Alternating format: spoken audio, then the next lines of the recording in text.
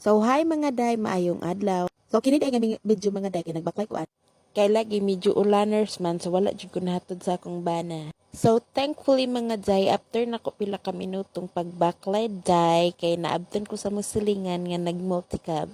Matik gipasakay dayon ko niya.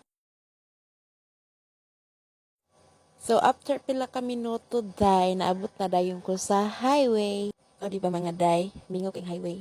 So, mauna ni mga day, diri ko nagpaabot sa waiting shade o bus kay lagi taligsik man.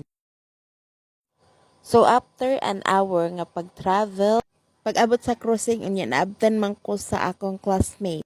Automatic, naka-free ko og sakay. Thank you kaayo, Sir May Alenior. Kay naka-save ko og 20 pesos.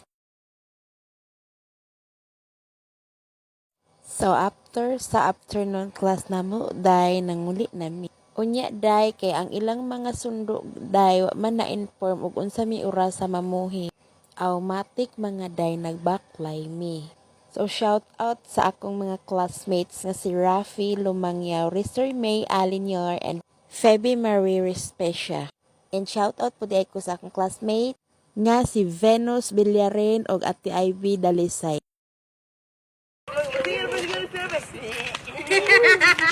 Paguhin sa kare may yawa pugato ato. Ya, uy, pagabot sa kanto mabuyan ang kambing. Uy, nakakasi ako nang giguhit sino ko kambing. Pagkatapos gigukod. Abi na ko ikaw na giguyo sa kanding. Ako giguron ta giguron. Manang dili na jud ko mo ko anong